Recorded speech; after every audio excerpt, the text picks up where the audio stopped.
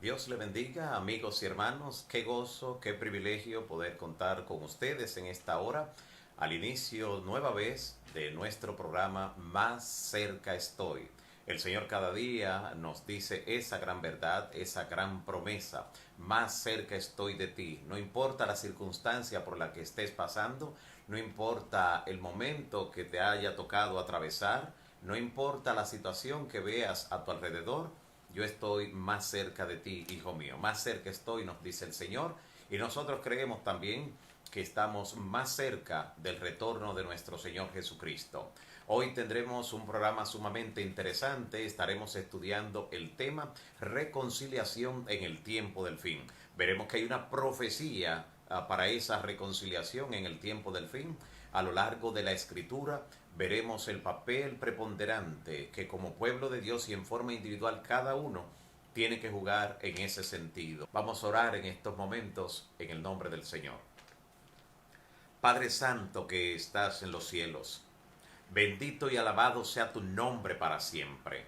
Gracias te damos, Señor, por tu palabra y las promesas que nos indican que si clamamos a ti, tú vas a escuchar, tú vas a responder y vas a mostrarnos cosas grandes y maravillosas.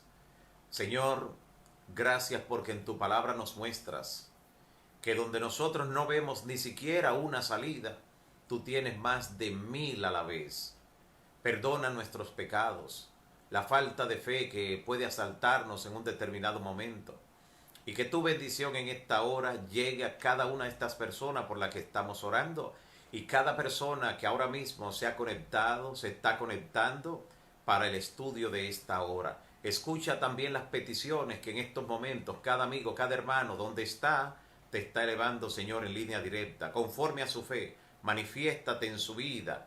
Llénale de seguridad, fe y esperanza. Y a través de ellos y ellas, que la bendición se extienda a su familia. Gracias, Señor, por escuchar este clamor, por recibir estos nombres que hemos leído, asistirle de acuerdo a tu voluntad y porque ahora nos dirigirás en el estudio de tu palabra. En el nombre de Jesús. Amén. Amén. Dios te bendiga nueva vez. Dios te bendiga, mi amigo y hermano.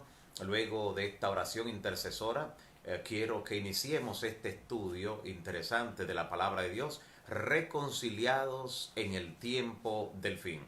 Encontramos en la palabra que Dios nos invita mediante un llamado profético que vamos a ver ahora en la escritura, a reconciliarnos no solo con Él, sino a reconciliarnos en la familia a través del arrepentimiento, a través del cambio de comportamiento, claro, primero con Dios y luego con los demás. Así como la ley de Dios fue dada en 2 tablas y la primera, valga la redundancia, es la primera, donde indica que de nuestro deber hacia Dios, de cumplir con los requisitos de Dios, de eso dependerá entonces lo que tiene que ver con el prójimo. Toda persona que el amor de Dios esté en su corazón, automáticamente lo va a desbordar en amor al prójimo. Solo que nadie puede dar lo que no tiene. Por eso Dios dice, dame, hijo mío, tu corazón y entonces miren tus ojos por mis caminos. Interesante. Quiero invitarle a ir a ese texto interesante donde está esta profecía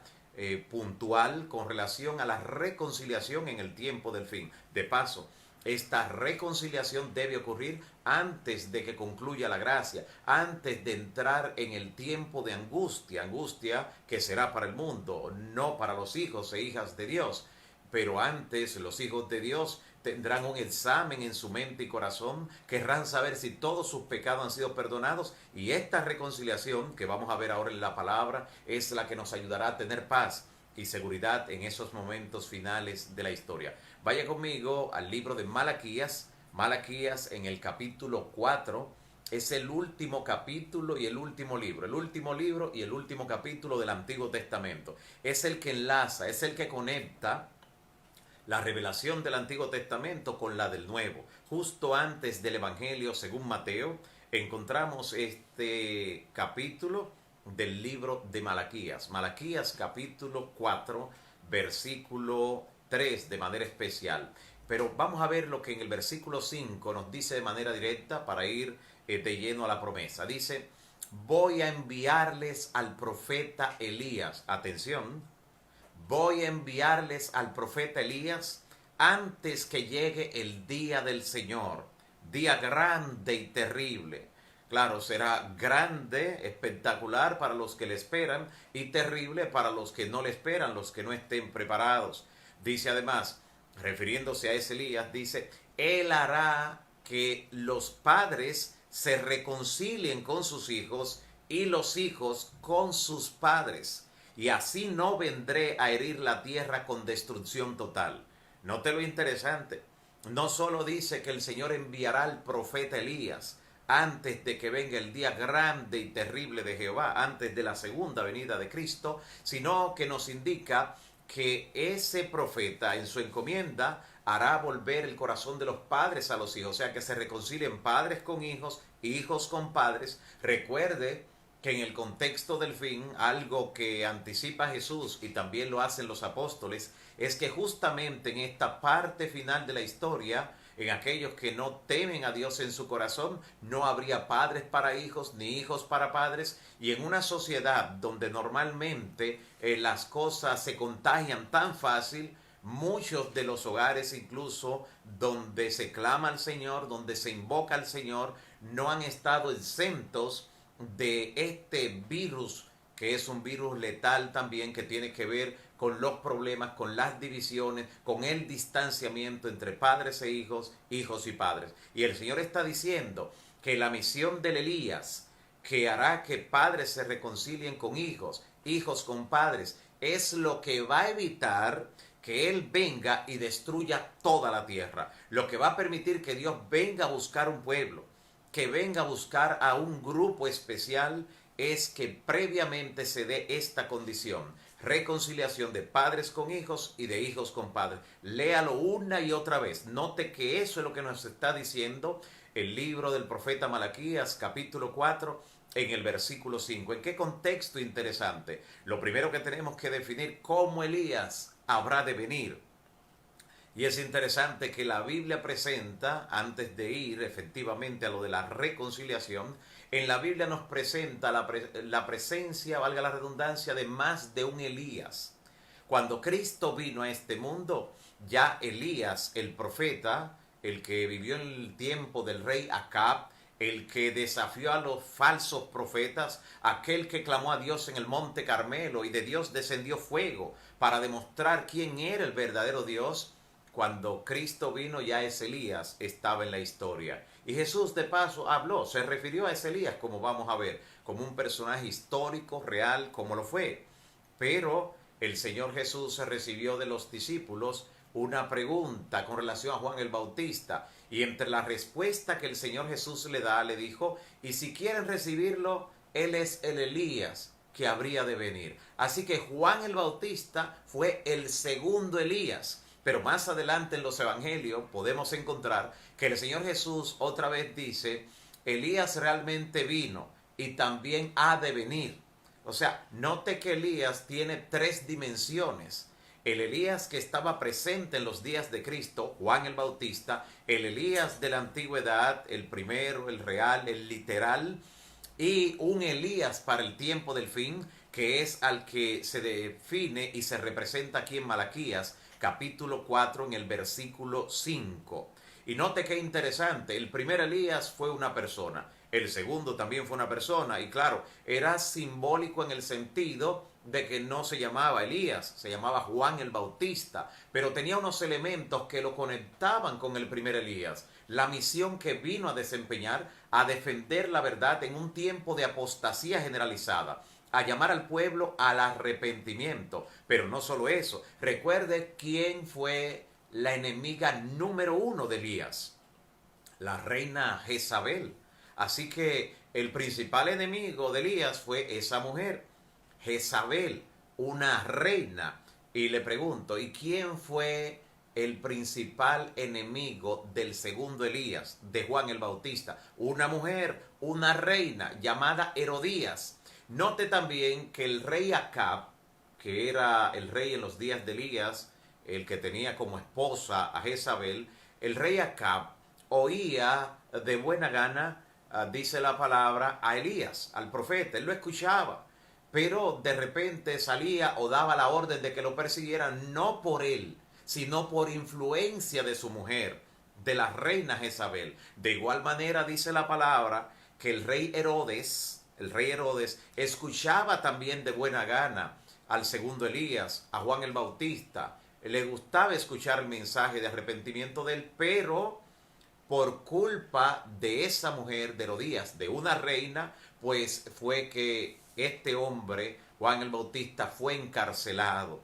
Pero no solo eso, note además que la mujer que era enemiga de Elías, Jezabel, del primer Elías, note que ella no lo atacaba de manera directa. Tenía unos siervos que comían a su mesa, dice la palabra. Eran unos cientos y cientos de profetas falsos. Los falsos profetas, los sacerdotes de Baal, servían a esta mujer y fueron los que enfrentaron en forma directa a Elías en el Monte Carmelo, con la intención de que si el dios o los dioses que ellos invocaban les respondía por fuego, que Dios no lo permitió, pues ellos iban a matar a Elías. Esa era la intención de los falsos profetas o los sacerdotes de Baal.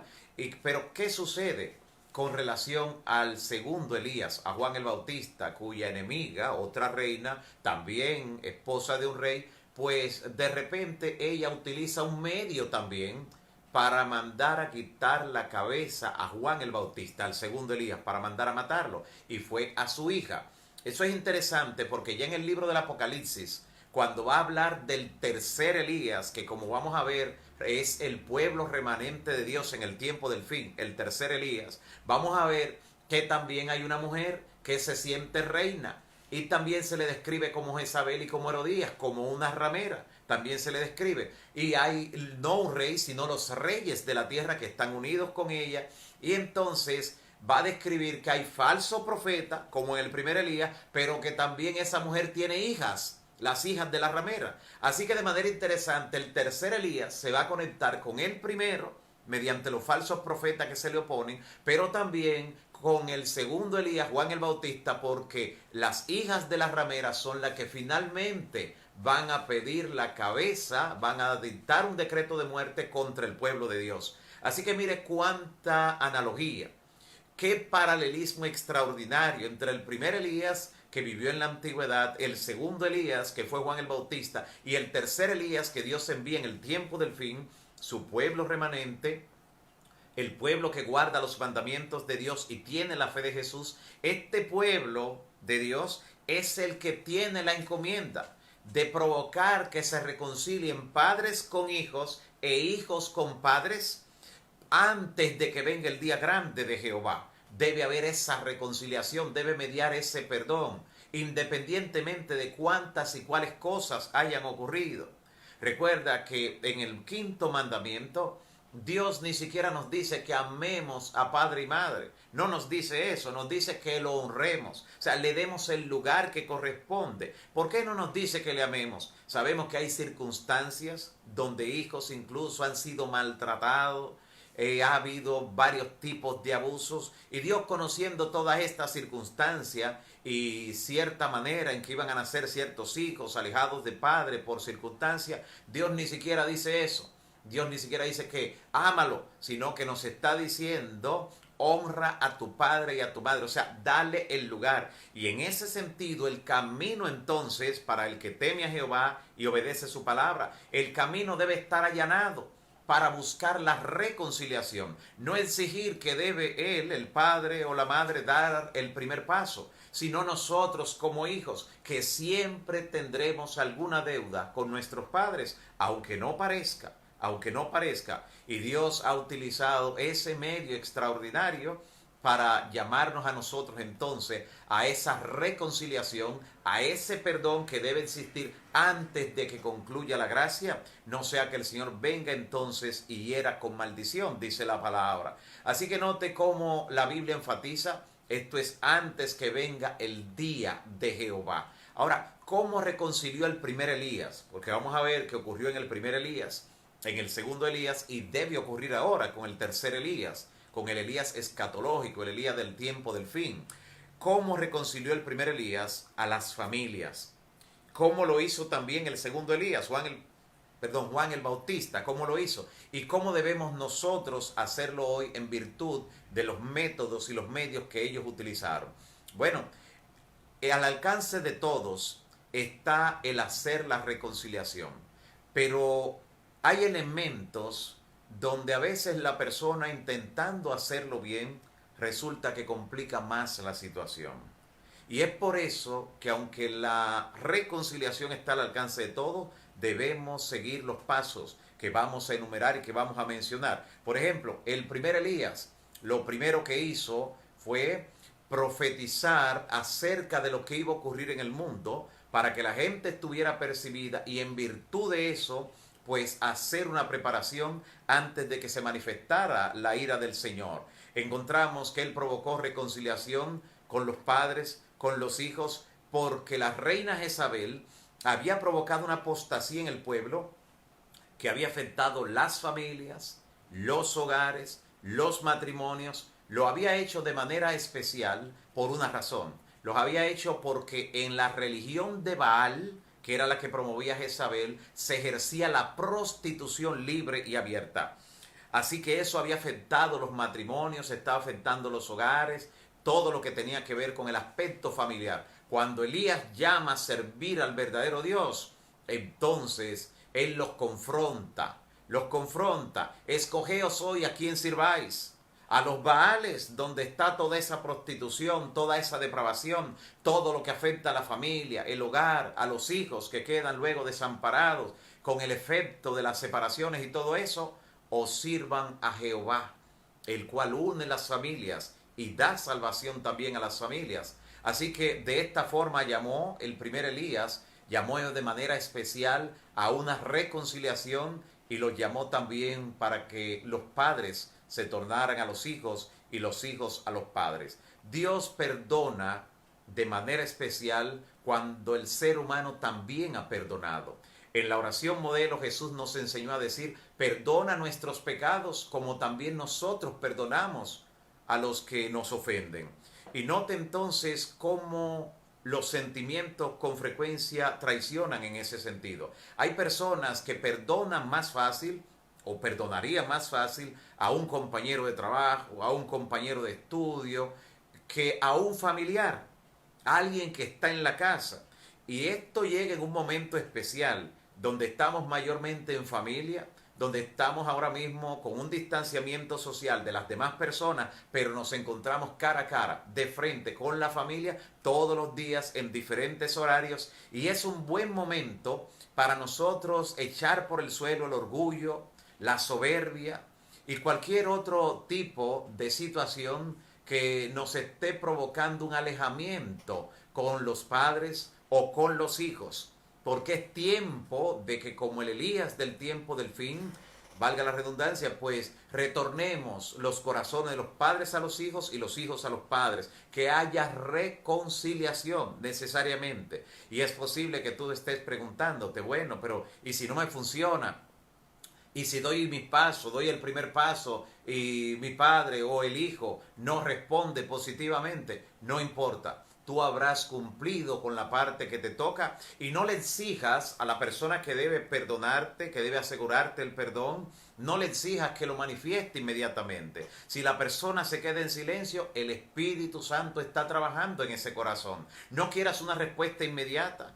A veces ese corazón tiene que comenzar a digerir lo que tú le has dicho, el perdón que le has pedido o el perdón que le has ofrecido. Tiene que digerirlo. Una situación que ha durado años, meses, semanas, ya se ha fermentado. No es tan sencillo que de repente cambien las cosas de la noche a la mañana. Es necesaria la paciencia, como dice el apóstol Pablo. De hecho, en Lucas capítulo 21, versículo 19 dice, con vuestra paciencia ganaréis vuestras almas. Es necesaria la paciencia. Y tú permites que la persona, entonces, el Espíritu Santo le trabaje con lo que le has escrito, con lo que le has hablado, con la búsqueda que has hecho de esa persona, y puedes esperar. Sé que es difícil para el ser humano esperar, sobre todo en el tiempo que estamos viviendo, donde todo es rápido, comida rápida, servicio express, en diferentes cosas, todo rápido. Pero todavía las promesas del Señor siguen diciendo, espera. Sí, espera en Jehová. Espera en Él y Él hará. Así que haz la parte que te corresponde a ti. Da el primer paso, no esperes que la otra persona dé el paso, no pienses, bueno, fue él o fue ella quien me ofendió, no pienses de esa manera, porque de hecho el Señor Jesús dice, si tu hermano peca contra ti, debes ir donde él, estando tú y él solo, a buscar la reconciliación. Así que el ofendido es quien tiene el primer deber de ir, dice el Señor, el ofendido, no el que ofende. Hay parámetros que a veces se nos hacen difícil aceptarlo, pero eso es lo que hace del cristianismo una religión única. No ocurre así ni en las religiones orientales, en el budismo, en el islamismo, en el hinduismo. No ocurre en ninguna de esas otras religiones, pero en el cristianismo Jesús nos ha enseñado un parámetro diferente, una ética diferente que está expresada en la regla de oro, donde Cristo nos ha dicho, todo lo que quieran que los hombres hagan con ustedes, háganlo primero con ellos.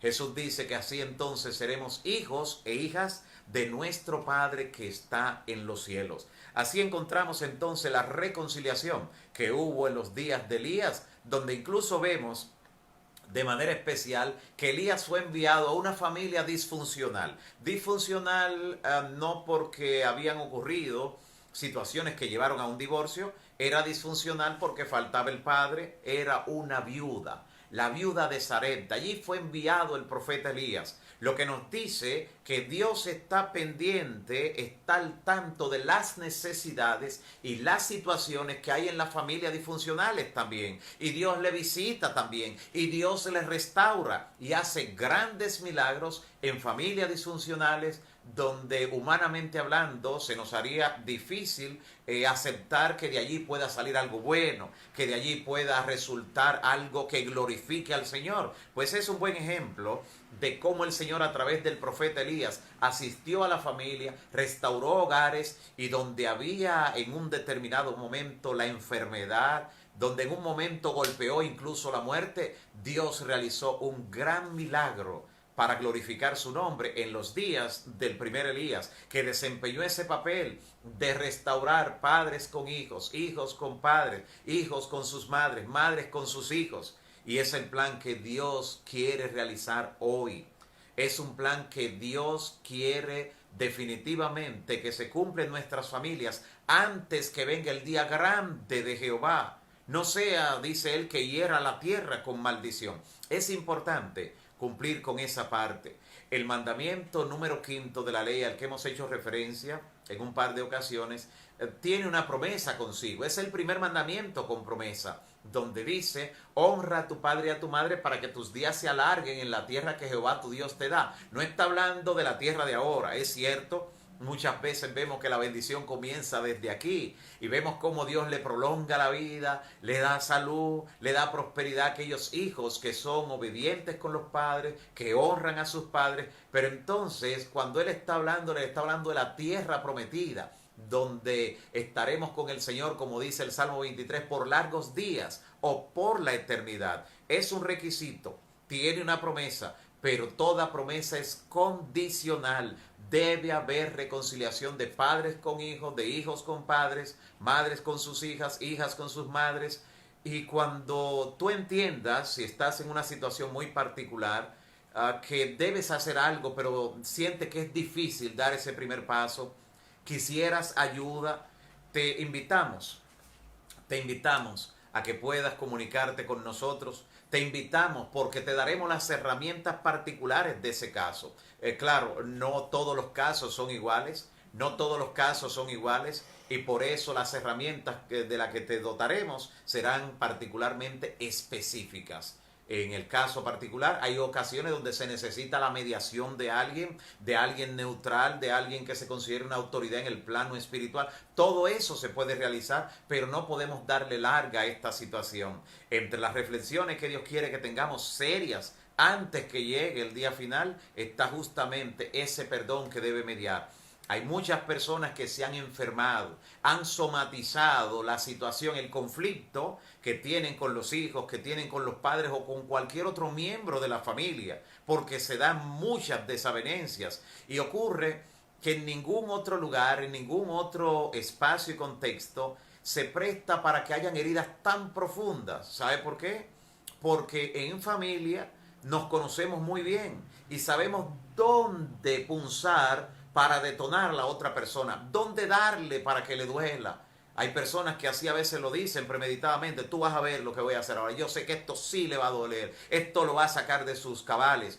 En la familia ocurre eso porque nos conocemos, nos estamos mirando desde antes de tener plena conciencia de que ya existíamos. Y eso hace entonces que al mismo tiempo, al recibir la herida, sea tan profunda, porque son personas a quienes amamos y entendemos que nos aman y de quienes nunca esperamos una herida, un golpe, una traición, un desengaño. No esperamos eso. Por eso son tan profundas las heridas que ocurren en el plano familiar, pero Dios tiene sanidad para el alma. Dios tiene remedio para ello y está pidiendo mediante el Elías de hoy en día, mediante el tercer Elías, el pueblo remanente de Dios, antes que venga el día grande, antes que llegue un periodo de angustia donde la gente tenga duda de si sus pecados han sido perdonados. El Señor quiere que tú tengas la seguridad de que Él te ha perdonado, pero porque tú has perdonado a los que te han ofendido. Eso es lo que dice la oración modelo.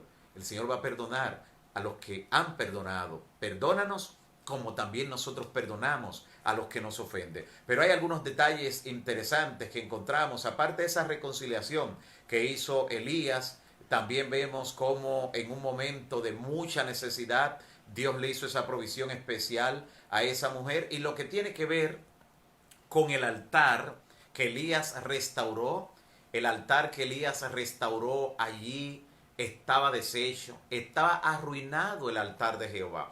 Y él restauró no solo el altar de la nación, el altar del pueblo de Dios, restauró el altar familiar también. El altar familiar donde al visitar ese hogar también oró de una manera especial. Y es tiempo ahora, mi amigo y hermano, mi hermana, es tiempo de que nosotros levantemos también el altar familiar si ha estado arruinado. Si hace mucho que ni se usa ese altar para elevar allí las oraciones en familia, para estudiar juntos la palabra. El altar familiar es parte de la restauración que debe haber. Si el enemigo ha estado entrándose por diferentes vías a la familia, al hogar, si ha estado provocando situaciones, revisa a ver si el altar no está deshecho. Si el altar familiar no está arruinado, no está mangas por hombros, revisa esa parte y restáuralo entonces en el nombre del Señor. Restaurar el altar familiar te va a dar las fuerzas para esa reconciliación que debe existir.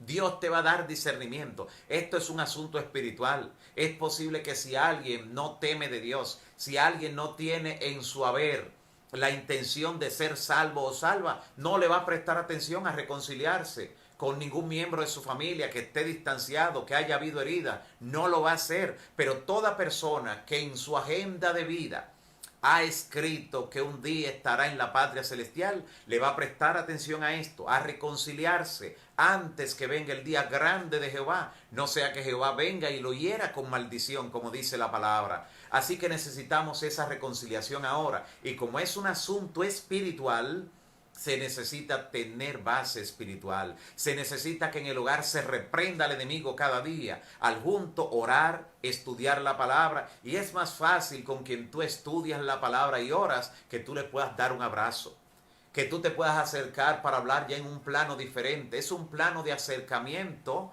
Cuando oramos juntos, estudiamos juntos, poder decirle a la persona: mira, en eso que hemos estado estudiando yo he pensado seriamente. Recuerda aquella vez que tuvimos esta situación, yo quiero que tú me perdones. Y la persona es posible que te diga: no, pero fui yo que te ofendí. Sí, pero aún así, tú sabes que nadie es perfecto. Tú sabes que en todo problema hay más de una persona involucrada. Perdóname a mí también. Es importante que adoptemos esa postura, porque muchas veces las personas usarán eso para mantener la distancia. Es decir, yo no tengo nada que perdonarte a ti. Y algunos dicen: que te perdone Dios. Y dice, sí, Dios me perdona, pero yo necesito el perdón tuyo. Mira lo que dice la palabra. Y te voy a dar dos textos interesantes. Uno de ellos está en Mateo capítulo 18. Mateo capítulo 18. Y tú vas a ver lo que dice desde el 16 hasta el 19. Allí el Señor te va a decir cuál es el plan, cómo hacerlo. Y te va a decir en el versículo 19 de Mateo 18, que cuando tú logras reconciliarte con esa persona que ofendiste o te ofendió, no importa quién fue que inició la situación, no importa quién la agravó, no importa la actitud que la persona tomó después de eso, hay alguien que dice, y él anda por ahí, y ella anda por ahí como que nada ha pasado. No importa el agravante, no importa la situación. El perdón que Cristo nos ha dado es un atenuante en toda esta situación. Así que definitivamente es importante que tú comiences a pensar en todo el marco familiar. Hijos, padres, madres, hijas, primos, primas, tíos, tías. Que tú comiences a pensar en cuanto tiene también que ver con relaciones de segundo orden, como cuñados, cuñadas. Déjame decirte que el primer caso que vi de cómo alguien somatizó un conflicto familiar, una falta de perdón, hace ya muchos años en San Pedro de Macorís. Tenía apenas 2 años en el Evangelio. Estaba haciendo obra misionera con el pastor, que era mi pastor en ese entonces. Hoy somos colegas en el mismo campo, en la misma asociación, por la gracia de Dios. Y recuerdo que visitamos a esa persona y cómo esa persona tenía todo el cuerpo hinchado. Le dábamos estudios y ya había completado los estudios bíblicos. Por eso fui acompañado del pastor para intentar sacarle una decisión a esa persona que parecía endurecida, aunque sabía ya todo. Y esa persona tenía todo el cuerpo hinchado, se le veía así el cuerpo con un brillo como que estaba a punto de estallar. ¿Qué situación tenía? Se le había cerrado la vejiga. No lograba de ninguna manera orinar, de ninguna manera. Y todo ese veneno, todas esas toxinas que debían ser expulsadas, estaban en el cuerpo regadas y queriendo hacer estallar, se le veía hasta la piel así. Una situación muy trágica. Yo no sabía de dónde salía esa enfermedad, en el caso de él, que le había detonado esto, pero el pastor le hizo un llamado directo. Y cuando la persona dijo, no, yo no puedo entregarme ahora a Cristo, yo tengo problemas. ¿Cuál es el problema que usted tiene?, le preguntó el pastor, y él le dijo, hay una cuñada que me hizo un daño y yo no puedo perdonarle. Yo sé que no puedo entregarme al Señor, que no puedo pedirle perdón al Señor si yo no la perdono a ella. Y el pastor le hizo un cuadro completo, con el conocimiento que tenía en la palabra, un cuadro completo de lo que representaba el no perdonar. Y allí le dijo, esa enfermedad que usted tiene, por eso ni medicamentos ni médicos han logrado resolverlo. Situaciones que otras personas habían logrado salir de ella. No tenía ningún componente fisiológico que fuera el que originara esta enfermedad. No había ningún patógeno que había actuado sobre esa persona. Era una enfermedad psicosomática. El conflicto lo había somatizado. Y cuando el pastor le dice, usted perdona a esa persona hoy, que yo puedo traérsela a esa persona si usted me da permiso. Yo puedo mediar para buscarle, para que la perdone. Usted puede estar seguro que mañana usted será otra persona. Usted va a ver cómo se va a sanar inmediatamente y tendrá también la salvación en Cristo. Así que yo le invito a que acepte eso que le propongo. Y él dijo, no, yo no puedo perdonarla, nunca la voy a perdonar. Oramos con él ese día, recuerdo. Salimos de esa casa y 2 días después él murió. 2 días después él murió. Eso no lo puedo olvidar. Por no solo la circunstancia en que ocurrieron las cosas, como les he mencionado, sino también por cómo una persona puede cerrarse, puede endurecerse hasta el final. Pueden ver que su salvación está en juego, que su salud está deteriorada, que lo va a llevar al sepulcro y que solamente con el perdón. Pero la soberbia, el orgullo, el ego es tan fuerte, no por casualidad. Algunas personas piden y buscan el perdón cuando están en un lecho de muerte. A veces allí se sensibilizan, cuando están en situaciones extremas, en una enfermedad, en una etapa terminal, mandan a buscar para pedir perdón, para ellos perdonar. Y a veces la persona está fuera del país, a veces está fuera del alcance y tiene que hacer por medios, por distancia. Pero gloria a Dios si por lo menos vía teléfono se puede hacer. Cuando alguien pide perdón y de repente el otro no quiere perdonar, el otro sigue igual. O a lo mejor dice, sí, te perdono, te lo dice de labios, pero sigue distanciado, no busca. Bueno, en primer plano, cuando usted nota que la persona sigue distanciado, haga su parte. Haga su parte. Y busque a la persona, llámele, pero si en algún momento usted ve que persiste esa situación, pues ya usted habrá cumplido. No es que se enemiste con esa persona, sígale manifestando amor, pero ya que la persona no se sienta atosigada, la persona no sienta que usted lo está abrumando, sino que usted le da su espacio. Hay cosas que toman tiempo, como dije al principio, y solo Dios conoce si cuando la otra persona le perdona, le otorga el perdón, si realmente sale de corazón. No quiera penetrar ese secreto, esa intimidad de saber, y es de verdad que me está perdonando, déjele esa parte a Dios. Recuerde que hay algo muy importante en lo que la persona confiesa, independientemente del corazón. De hecho, las palabras tienen un efecto sobre la persona. Eso es importante. Y cuando ha ocurrido algo en el plano personal, debe tratarse de manera personal. Eso es lo que indica el Señor Jesús. Así que había mencionado primero el pasaje de Mateo capítulo 18, versículo 16 hasta el 19, y como en el 19 el Señor Jesús dice que cuando nos reconciliamos con la persona que nos ha herido o hemos herido, cualquier petición que hagamos, atención, cosa que además de estudiar, aquí motivamos también la oración intercesora, dice Mateo 18, 19, que cuando nosotros nos hemos reconciliado con nuestro hermano, con cualquier familiar, con cualquier persona que hayamos tenido una situación, una fricción, alguna aspereza y queremos animarle en ese momento y obtener el perdón, cuando oramos con esa persona, cualquier cosa que pidamos aquí en la tierra será hecho por nuestro Padre que está en los cielos. Lea esa promesa, Mateo 18, 16 al 19, Mateo 18, 16 al 19, una y otra vez léala. Y el otro pasaje, que había mencionado que eran dos, está en Santiago capítulo 5.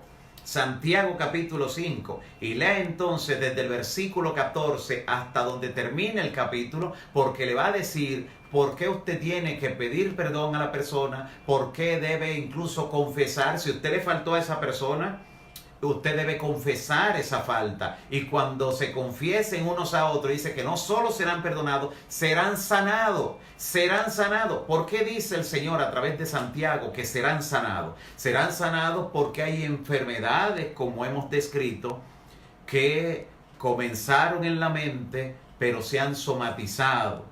Ese tipo de enfermedad que vienen como resultado de un conflicto familiar de largo alcance. Hay problemas que usted tiene en la calle, problemas que usted puede tener en el trabajo, problemas que usted puede tener incluso hasta en la iglesia, puede tener conflicto.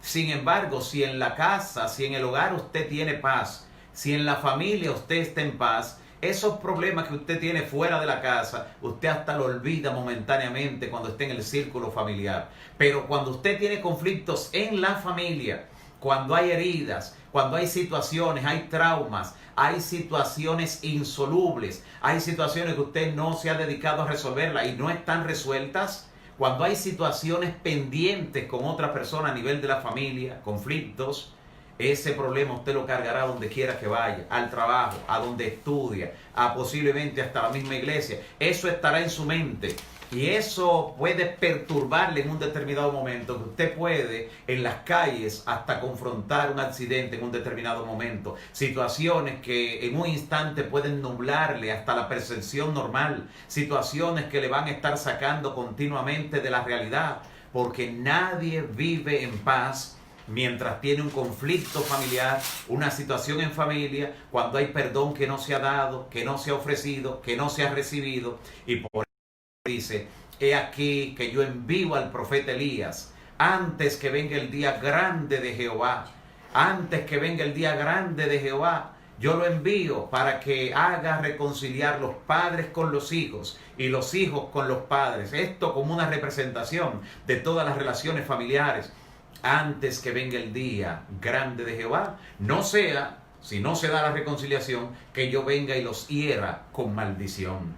Qué bendición que el Señor en esta parte de la historia, en este momento de incertidumbre, de crisis, en este momento crucial de la historia, podemos nosotros poder buscar el perdón, poder ofrecerlo, poder recibirlo. Y también, si tú quieres pedir perdón, pero la otra persona no quiere oírte, no quiere recibir tu perdón, no quiere recibirte para que tú vayas, o no quiere recibirte la llamada, no quiere saber nada de ti, haz un último esfuerzo. Busca la mediación, sobre todo si la persona es del liderazgo espiritual que la otra persona puede respetar un poco. Usa los recursos que estén a tu mano. Si no te recibe personal, mándaselo por escrito. Si te dice rompió lo que tú le enviaste, tú habrás hecho tu parte, habrás hecho tu intento, pero tú tienes que hacer algo. Algo tienes que hacer, mi amigo, hermano, hermana. Tienes que hacer algo para que tu mente sepa que ese capítulo tú lo concluiste. Si la otra persona tiene todavía el capítulo abierto, esa persona es la que tendrá que vérsela con el Señor, pero tú habrás hecho tu parte. Y además de hacer tu parte, ora por esa persona en tus oraciones personales, porque la oración intercesora tiene poder. La oración eficaz del justo puede mucho, puede mucho. Por eso reconcíliate con Dios y reconcíliate con tu prójimo, y el Señor te dará paz. Así dice la palabra: tú guardarás en completa paz aquel cuyo pensamiento en ti persevera, porque en ti ha confiado. Que la bendición de Dios te acompañe en esta hora, mi amigo, mi hermano. Gracias por permanecer allí, gracias por retornar luego de la situación que tuvimos, el problema técnico. Gracias por la fidelidad a este espacio. Más cerca estoy. Hoy vamos a orar de manera especial, además del listado de nombres, vamos a orar por cada persona que tiene una situación, de los que están con nosotros de manera particular, toda persona que tiene alguna situación familiar, alguna situación con una tercera persona, alguien que le ha herido, alguien que le ha ofendido, alguien que le ha hecho un daño muy grande a él o a un familiar, porque a veces las desavenencias vienen no solo cuando nos hieren de manera directa, sino cuando afectan a alguien que nosotros amamos, que nosotros queremos. Al identificarnos con esa persona, pues ya tomamos el pleito para nosotros, pero Dios quiere darnos paz y quiere que haya reconciliación. Y puedes decir, y si yo tengo algo contra alguien, pero esa persona no sabe que yo tengo eso contra él, y nadie lo sabe, solo Dios, debes estar en paz con Dios, debes descargar todo delante de Dios y decírselo al Señor, y el Señor entonces te dará esa paz anhelada, y entonces buscarás a esa persona en un clima de paz donde ya no hay esa herida interior, porque nadie puede dar lo que no tiene. Que Dios te llene de amor por el perdón que Él te da, y como dijo el salmista, mi copa está rebosando. Cuando tu copa rebose de eso que tienes en tu corazón, de ese perdón, también le vas a otorgar a los demás para gloria del Señor. Dios te bendiga. Oremos al Señor. Padre Santo que estás en los cielos, bendito y alabado sea tu nombre para siempre. En esta hora, Señor, te agradecemos, porque aunque sabemos que el enemigo no quería que se completara la instrucción, no quería que corazones que están sensibles obedecieran a tu palabra con la fuerza que ahora tú le das, el conocimiento y la técnica para dar los pasos que deben dar, o sencillamente para tener fuerzas y anhelo de pedir recomendaciones de cómo hacerlo. Sabemos que tú has obtenido la victoria, y que esos corazones el Espíritu Santo los seguirá inquietando hasta que tengan completa paz por haber otorgado el perdón, por haberlo recibido, por haberlo buscado, por haber hecho la parte que le toca. En esta hora, Señor, quiero pedirte por este listado, por cada persona que hemos mencionado, cada familia, cada hijo, cada padre, cada persona que está cerca, que está lejos en diferentes circunstancias. Pero qué bueno, Señor, que de ti es la tierra y su plenitud, el mundo y los que en él habitan, y tú estás mirando sobre cada una de estas personas. Para ti no están lejos, porque de hecho tú le dices cada día, más cerca estoy de ti. En esta hora te pido que respondas cada petición, cada oración, que resuelva cada situación que para cada persona es la más difícil porque es la que está enfrentando. Sé propicio a cada uno de ellos, Señor, no porque tengamos mérito, lo rogamos, sino por la sangre preciosa que Cristo derramó en la cruz. En virtud de esa sangre te pedimos y te agradecemos. Gracias por escucharnos. En el nombre de Jesús. Amén. Amén. Dios te bendiga y será hasta mañana.